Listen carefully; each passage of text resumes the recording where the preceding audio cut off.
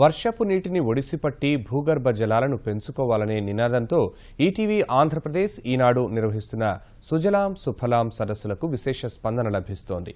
రాష్ట్రంలో వివిధ ప్రాంతాల్లో జరిగిన సదస్సుల్లో విద్యార్థులు, యువకులు పెద్ద ఎత్తున పాల్గొంటున్నారు.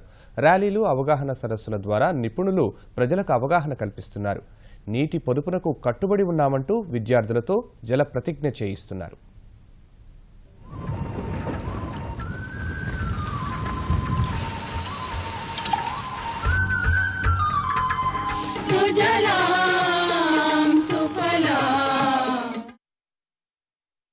ఈటీవీ ఆంధ్రప్రదేశ్ ఈనాడు ఆధ్వర్యంలో విశాఖ జిల్లాలో నిర్వహించిన సుజలాం సుఫలాం సదస్సులో మంత్రి అయ్యన్న పాత్రుడితో పాటు ఎమ్మెల్యే, ఎమ్మెల్సీలు, Visakha port trust chairman Krishnababu పాల్గొని నీటి ఆవశ్యకతను వివరించారు.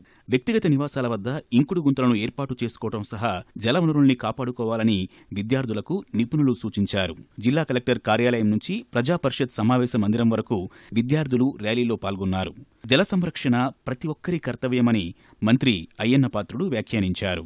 పర్మిషన్ ఇచ్చినప్పుడే ఆ ప్లాన్ లోనే మీకు ఇంకుడు గుంట ఉండాలని, లేదా రెయిన్ వాటర్ పైన టాప్ వాటర్ అంతా కూడా తీసుకెళ్లి భూమిలో పెట్టాలని చెప్పి ఎందుకు కండిషన్ పెట్టకూడదు?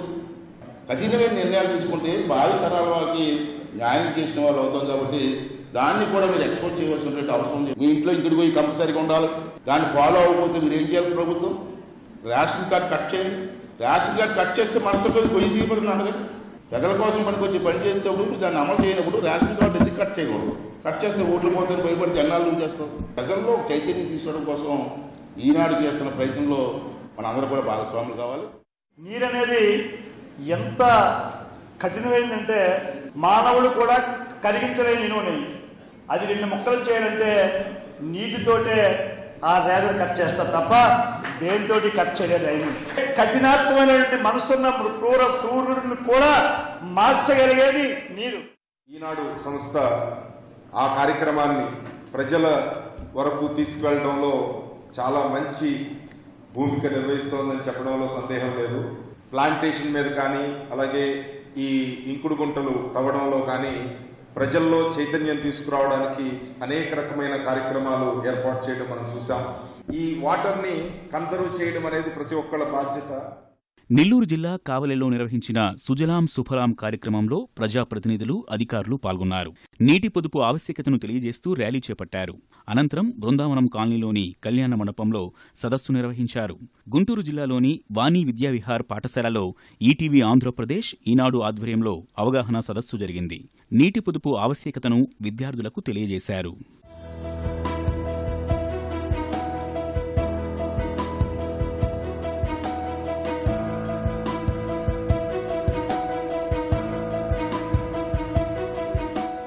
అనంతపురం జిల్లా రొద్దం మండలంలోని కస్తూర్బా గాంధీ బాలికల గురుకుల పాఠశాలలో సుజలాం సుఫలాం అవగాహన ర్యాలీ చేపట్టారు.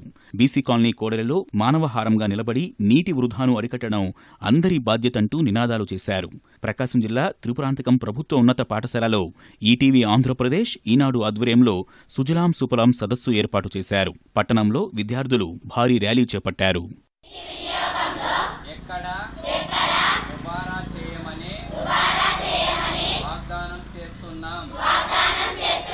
నీటి వినియోగంలో ఎక్కడ దుబారా చేయమని వాగ్దానం చేస్తున్నాం.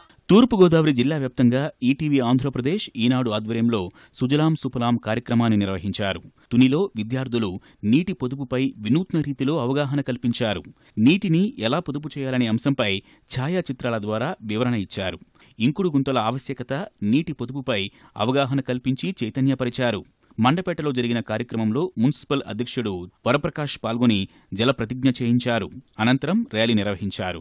తూర్పుగోదావరి జిల్లా కేశవదాసుపాళ్యం ఉన్నత పాఠశాలలో ఈటీవీ ఆంధ్రప్రదేశ్ ఈనాడు ఆధ్వర్యంలో సుజలాం సుఫలాం నిర్వహించారు. కార్యక్రమంలో విద్యార్థులు, ఉపాధ్యాయులు సహా స్థానిక నేతలు పాల్గొన్నారు. అనంతరం ర్యాలీ చేపట్టారు. పాఠశాల ఆవరణలో ఇంకుడు గుంతల్ని తవ్వారు.